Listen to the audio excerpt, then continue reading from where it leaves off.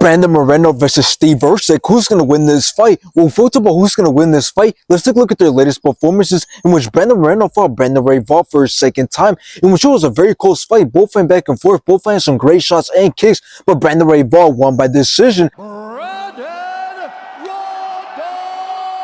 After this, Brandon Moreno went on to fight Amir Albazi, in which Brandon Moreno started off great, rocked Amir Albazi in round 2. And for good reason, if you think about it. I mean, this guy had heart surgery, neck surgery, and now he's doing new. Brandon Moreno took control of the whole entire fight, rocked Amir Albazi once again in round 5.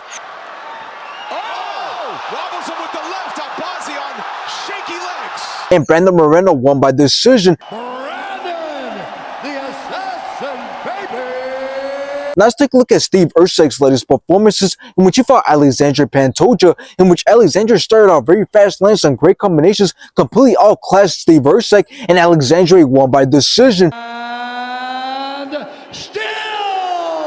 After Steve Erceg went on to fight Kai France, in which Kai France dropped and put a lot of punishment on Steve Erceg in the wrestling up and stopped the fight in round 1. And based off the latest performances, I got Brandon Moreno winning this fight. Now, this fight is no doubt going to be a very good and close fight, but I am a little worried for Steve Erceg because he got a title shot against Alexandre Pantoja, who's one of the best flyweight champions ever, and then he got a fight with Kai France that didn't go his way, and he's now going to be fighting a former champion, Brandon Moreno, who's a very skilled fighter all around. So it's crazy, and it doesn't look too good for Steve Erceg, and I'm surprised that the UFC thinks it's a good idea to continue to give Steve Erceg the hardest fights possible without letting him take a break and take a lower competition fight. But now, when talking about how this fight's going to go, Steve Erceg has already proven to be a very good and dangerous striker. He can finish a fight on the feet, and he has very good combinations that involve him going to the body and upstairs, and he's got decent power. And when talking about his grappling and submission skills, well, he doesn't like any of that. He is very dangerous in almost all situations. So when taking that and comparing it to Brandon Moreno, it is obvious that Brandon Moreno is going to have to do a lot on the feet in order to win this fight. And if he doesn't, then he's going to have to look towards taking the fight to the ground to use his jiu-jitsu skills to get the upper hand. So in the end, considering that Steve Erceg has a size advantage and has some very good striking skills, I think he's going to control the fight on the feet, and he's going to outland and outperform Brandon Moreno on the feet. Brandon Moreno has to mix up the striking and grappling in order to win this fight. But even then, based off from what Steve Erceg showed against Alexandre Pantoja, I think Steve Erceg is going to give Brandon Moreno a really good and tough fight. So I got Steve Erceg winning this fight.